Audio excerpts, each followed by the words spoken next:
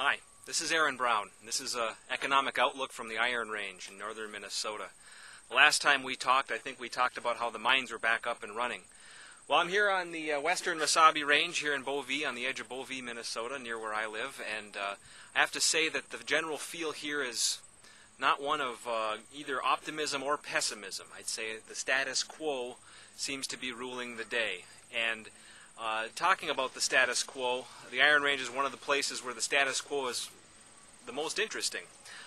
Brief history lesson, as we go back to the beginning of the Iron Range, the modern Iron Range as we now know it, about 100 years ago, here in places like Beauvais, on the eastern Mesabi, on the Vermilion, on the Cuyuna Range down by Crosby and Ironton, you see a massive growth that occurred as soon as they discovered iron ore and figured out a way to ship it.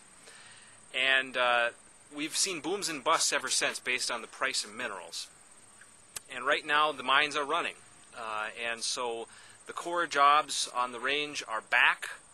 But it's important to know, when you're speaking of history, that the Iron Range has never fully recovered from the major depression it was for us in the early 80s, around 1982, when the taconite industry kind of collapsed in on itself amid the changes in the international steel market. And the story of the day here on the Iron Range is how do we cope in a 21st century economy that's changing rapidly?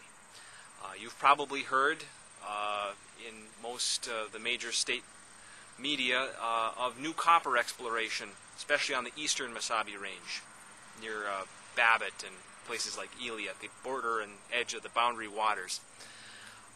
The potential is there, and it's kind of exciting, especially for those in the mining industry, to see such rich deposits of minerals being available. And things like copper are very important in our economy because of electronics and that sort of thing. But it's hard to avoid the parallels to 100 years ago, and once again focusing on a boom in minerals to save an economy. I continue to believe, just as I am recording this on the Iron Range using a flip cam, and will take it to my house in the woods and edit it on software on my computer and then load it up to the internet for you to see, that the real potential of the Iron Range, and especially places around the Iron Range where we're actually seeing population growth, is in e-commuters, people figuring out ways to make a living out here in the woods in ways that weren't like the old ways, not necessarily logging or mining, but in other ways, in creativity and innovation. Which brings me to entrepreneurship as one of the fundamental things that the Iron Range has been attempting to work on. And you can see the growing pains, if you can call them that, in things like Iron Range Resources debates over how to spend money on economic development. Whether it's better to throw millions of dollars at projects that promise X number of jobs, or to cultivate jobs through entrepreneurship in ways that are harder to quantify. How do you prove that a business started because you made efforts to make your community more inviting and resources available for new business people? It's hard to prove, it's hard to figure out, and these debates are still going on, and right now the status quo, as I mentioned, is winning. Mining is still the dominant industry, of course, but it's also dominating the talk of the future.